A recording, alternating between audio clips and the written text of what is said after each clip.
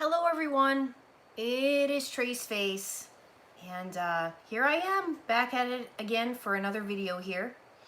I want to start off by saying to all of you, I want to thank you from the bottom of my heart for those of you that reached out to help my client on Monday. The outreach and outpouring of compassion and love and the amount of people that responded to help and offered even to come pick her up, unbelievable. So I just want to thank you from the bottom of my heart for those of you that were a part of that and helping her. Thank you so much. She had told me she would reach out to all of you that responded to reach out to her.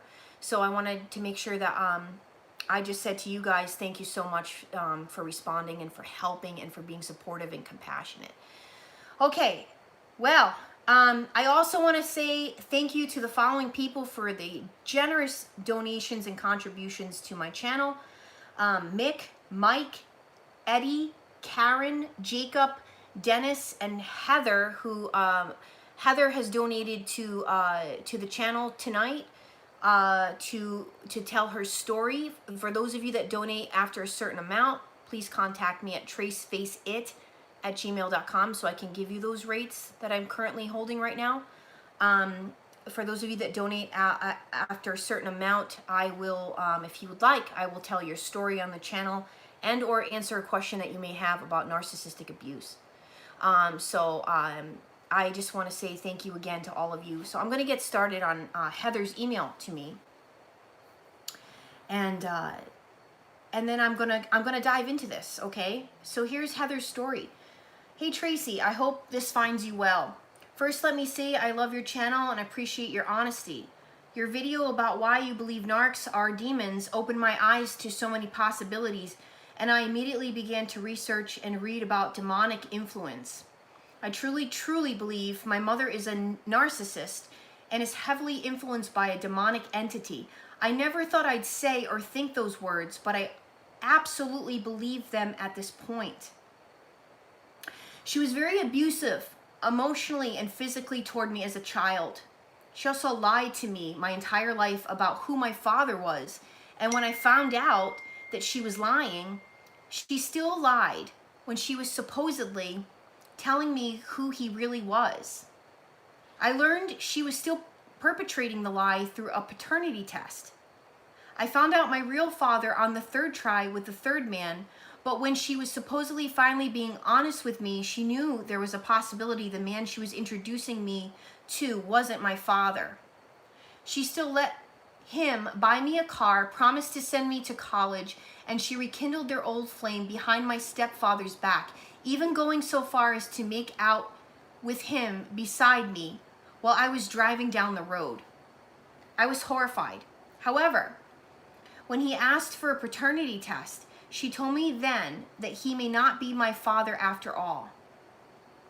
Had he never asked for one and another person never told me the truth in the first place, I would still think my father was someone else completely. I know this is confusing. It was for me as a teenager. Thank God I now know who my biological father is. I was 18 years old when this all started. My mother got very mad at me for having feelings about this and told me she was the mother and had every right to decide how I was raised. She never apologized or acknowledged that I deserved to feel anything about it, even though I still showed her respect when it all happened.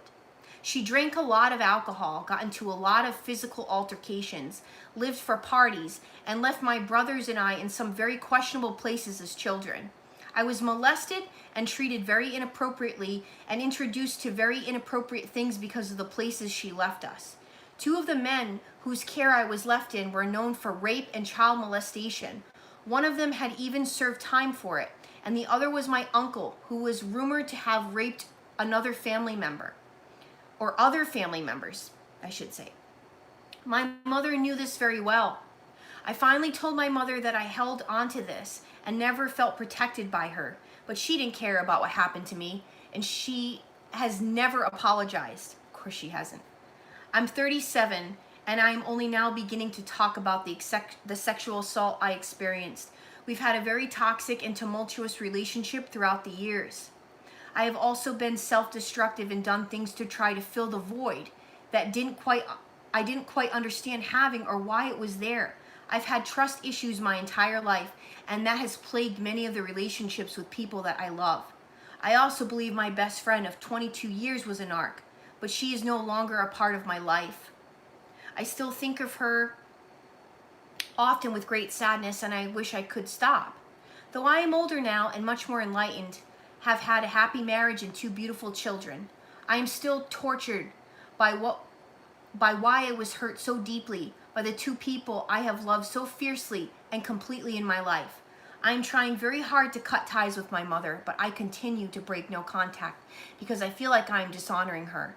She is a Christian who is very involved in her church, but she has had a lot of people fooled because her heart is as wicked as they come. I know I should not say that about my mother, but it is the truth. I pray that God forgives me because I know I'm supposed to honor her. I just don't know how to anymore. She likes attention, power, money, and control. Always has. She has smeared my name to so many people that I have become an introvert. I can't prove this though. Still, I know she has. Too many stopped talking to me and started treating me poorly when I started calling her out for her behavior and being honest with her about my feelings. I think doing that was a mistake on my part. I used to be a big people pleaser because I wanted everyone to be happy with me. Now I just want to raise my children to be happy and successful, well-adjusted, functional adults, and I want to enjoy life as much as possible with my husband. I have developed a lot of chronic health issues and anxiety over the last decade of my life, and I'm living with a great deal of chronic pain. I don't know why I can't let my mother go and why I feel so influenced by everything she says and does. I have blocked most of the rest of the world out because I'm fearful of it and all the things I see going on in it. I need help. My mind, my heart, my soul, they're all plagued by the darkness I have felt over the far-reaching effects of these relationships, especially with my mother. I feel like I attract narcissistic people. Of course, I make mistakes and have had to learn life hard lessons as well. I understand that most people do, but I can't fathom anyone thinking they have the right to continuously hurt and use and slander others. It's so painful, and I just want to be free of it. I worry constantly about my mother's next move, what she'll do to harm my children when they're older or manipulate them, how she will try to manipulate me next, and the list goes on and on. What's worse, I know, she is capable of far more dangerous things, and I have seen them with my own 2 eyes. I don't know how to move on from this. I want peace. Also, I'm going to attach a picture of my mother that I remembered having when I watched your videos on demons. When you talked about their eyes, I was completely shocked. My mother has blue eyes, but they look very evil. In this picture, they're definitely not blue. I guess part of me wants to think that this can't be true. But I also know I've seen her do a lot of evil things with a smirk on her face. I just want you to see it and tell me what you think. It terrifies me. I'm so sorry for the long message. I'm trying to accept this and I want to move on. There's so much to say, but I don't want to bog you down too much with one email. I appreciate your consideration and all of your help that I've already received through your channel. Blessings. Heather. Well, Heather, I can't thank you enough for taking the guts to tell your story to me and to all of us because it's helping all of us. And I want to say that I am very, very sorry. And I know those words don't ring any word of anything, but I'm very, very sorry that you had to endure this because no child should ever have to endure what you've endured. And I want you to know that first and foremost, okay? That is not anything that a child should ever have to go through. And what happens, guys, what I have seen happen with this kind of abuse is that it rears its ugly head, okay? When you're in your late, I see it all the time with people. When you're in your late 30s, 40s, 50s, sometimes 60s, okay? This stuff that you've tried to bury for so long because You wanted so badly to just live your life and let things go, okay? You wanted to just be able to live your life and try to bury it because you needed to survive, okay? A lot of us were still in survival mode when we were getting into adulthood, all right? We still had to be in survival, fight or flight mode with this kind of abuse because that's the only thing we learned to survive as kids. And then as we get older, that's the only thing we've learned to continue to try to be productive adults, okay? And so this kind of stuff is it's constant maintenance, all right? It's constant maintenance when you finally have figured it out and got your hands around the knowledge and the information, all right? Because now you found my channel, right? And you found me and I found you, and here we are. And we're talking about this, you know, to everyone, and everyone is relating to this. So there's a reason that, you know, we all found one another, okay? First, you know, that's the first thing about all this. There's a reason that you found this information, and now you're like, wow, this is what happened to me. I'm making sense of this. And that, okay, that's the first step, guys. That's the first step to healing. Recognizing what happened, and you know what? Accepting it.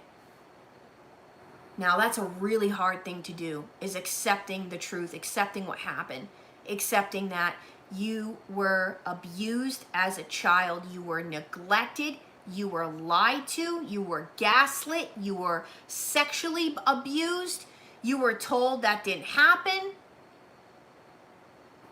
you were physically abused.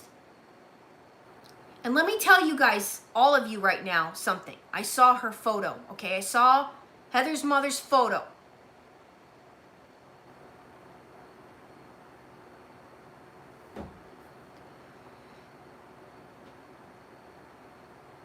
You know what I'm going to say.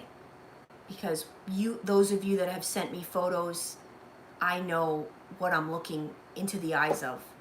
Because when you've lived with this and you have looked into the eyes of someone that's diabolical, you know, and you can see it. And a lot of times it's a still photo. It's a still photo is when you capture it. You can see it. And it's very creepy. Very creepy, and it's very real, and no one's going to tell you that you didn't see what you saw, okay? So I'm going to say that much. Yes. I'm going to tell you, you asked me what I think of that photo, Heather, and absolutely that your mother has got aiding spirits, probably plural, inside of her with the look on her face and the blackness in her eyes. There's a void, there's a complete void there. Complete void. I want to say to Heather and to all of you, okay, this is my message tonight after reading this and delivering this tonight on my channel. I don't care, okay? I don't care who it is in your life. I don't care if it's your mother, your father, your grandpa. Grandpa served in World War II. Grandpa, did all this stuff for you, gave you all this money. I don't care. You were around your sisters your entire life, all right, and your brother. I'm thinking of my clients right now and people I know. Or your brother and your brother's taking you to court for 12 years over family inheritance, going the extra dirty route to try and get your business under because he wants to go after the jugular and get every kind of money he possibly can from you, claiming you gave him emotional abuse. This is the kind of stuff I'm hearing about in sessions, okay? I don't care who it is in your life. I don't care, okay? Nobody, I don't care what age you've discovered that you've been living around this your entire life. Nobody deserves to be abused. Nobody deserves to tolerate abuse, okay? Now, it's one thing if you want to say, all right, I don't know that I can go completely no contact with abuser number 1 and number 2 in my family or whatever. I don't know that I can do that. But what you got to do, okay, if you're not ready or you don't want to go no contact, okay, you have got to put boundaries in place. In other words, you're calling me right now. I've had a bad day. You're probably drunk. You know what? I don't want to talk to you right now. It's not the time. I'm not going to pick up the phone. That's my boundary. I don't pick up the phone. Or I pick up the phone, you're drunk. Hey, guess what, Mom? I can tell you're drunk. I'm not listening. Call me when you're sober. Click. That's how it's got to be. You have got to put your own boundaries in place. What are they for you? Because everybody has their own line in the sand and has their own boundaries. And what's happened through narcissistic abuse is most of us have had our line in the sand, okay? Here it is. And all of a sudden we realize we're miles and miles out from our own mile in the sand because the abuse perpetrator has gotten us so far away from our original boundary for ourselves that we don't even know what they are anymore. So you need to ask yourself that, number 1. What are your boundaries? What are they for you? Okay, write them down. Write them down. Remind yourself of who you are. You don't have to play the game of a narcissist. I don't care who it is. You don't have to play those games just because they're your own flesh and blood. Some of the people I know, okay, had gone no contact, and as much as it took everything out of them to do it, it hurt them so much to do it. It hurt them. They are narc free right now. They are narc free. Okay? They don't have that burden all around them. They don't have the what's coming next. What are you going to pull next? What am I going to expect from you next? They don't have that anymore. They get to have peace and quiet and freedom. It's on their terms. It's not on narky's terms anymore. It's not on their terms. I know it's hard, okay? You got to do what's best for you. And when I coach people, I'm trying to get everybody to understand their situation better. Okay, that's what I'm trying to do. I'm not trying to tell people what to do, okay? But I'm trying to get you to understand that peace and freedom comes with absolute certainty that you made the right decision from you, and you don't make. This is true. They say you don't make a decision from a place of weakness. You make it from a place of power, and that is the truth. You have got to take that time aside, back, and step back from everything, and take it from where you're coming from and what's going to work best for you.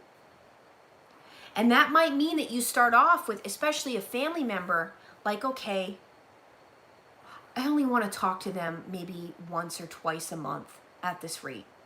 I can't handle anything else. And when they blow up my phone and they're texting and they're calling because they don't have control and they want control and they want you to pick up that phone because what's going on with you? I don't know about your life, and I need to know about your life. And I want to know so that I can say something about it, or I can manipulate you, or I can control you. Well, when they freak out like that and you start to see that, that doesn't mean that you have to pick up your phone because they're blowing it up. That doesn't mean that, oh, Mom's intimidating me right now by blowing up my phone. Maybe I should call her back. No, you know what? When I do call you back, I'll explain to you that I have a life and I'm busy. And I have things that I have to do, which does not require me sitting on the phone with you, listening to all your narc gossiping and your narc life and your narc disgraceful whatever you're going to come down on me for, or whatever you're going to try to guilt trip me into, or whatever it is. And exactly, Stevie, I'm reading your comment right now. I haven't been reading the comments because I'm in my thing right now, but no, yeah. They want you in their negativity. That's where they want you to dwell. Come be with me and be miserable. Come be a negative person with me, please. Please. I need negative people. I need negativity. Come on and dwell over here in my world. Oh, wait a second. You don't want to dwell in my world? Well.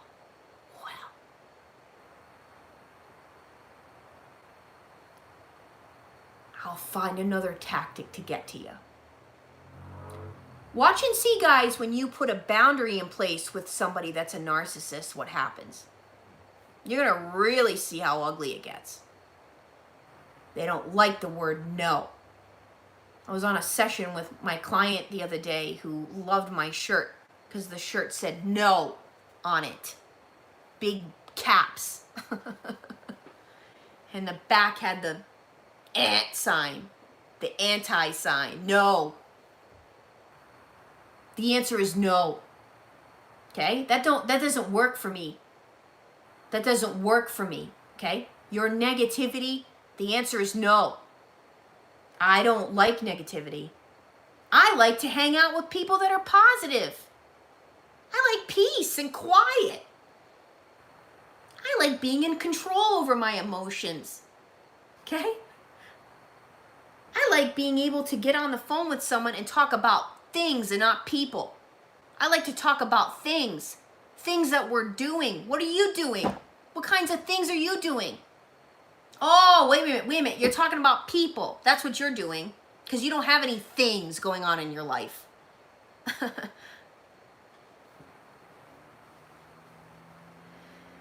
So, Heather, I hope that this helps you. I hope that you know that your life is valuable. You are worth a hell of a lot more, and then some, than your mother was ever willing to admit. You want to know why? Because your mother hates herself. I hate to tell you that, but she does. Narcissists hate themselves. I had a whole video I did yesterday called Narcissists Hate Themselves. Okay? It came out really crappy. I'll do it again. They do hate themselves, and that's where it starts and ends. You're not going to figure these people out, guys. You can't figure out a person that hates himself. You can't figure out a person that hates himself. You're never going to do it. That's not a project for you. When you know that someone hates themselves, and narcissists do, okay, they can put out the facade till the cows come home that they love themselves and their arrogance and their pride and their things and their shiny things, and their life is so amazing, balls. If their life was so amazing, balls, they wouldn't be out on social media trying to tell everybody how happy and successful they are. Okay? People that are happy and successful don't have to brag and be proud about it. And they're not happy. That's the bottom line. I don't care what they get in life. Inheritance, money. Doesn't matter. The work that they never did in here follows them for the rest of their life until the next. I'll say that one more time. The work that they did not do in here, in the inside, it follows them. It haunts them. Trust me when I tell you this. It follows them and it haunts them for the rest of their lives into the next life. You can't help people like that. That's not for you. So, Heather, and all of you out there, take care of yourself. Put all that energy that you're trying to figure out, do I keep this person in my life? Do I leave them? Do I do, what's going on with Narc? Why is Narc doing this? Why is Narc doing that? Narc, Narc, Narc. Let Narc be Narc. Let Narc be. Let Narc go off into the sea of narcissism while you put all that energy and focus and self-care and self-love into you. And when you do that, that's when you heal. That's my message to everyone tonight. I'm Trace Face. It's time we all face the truth together.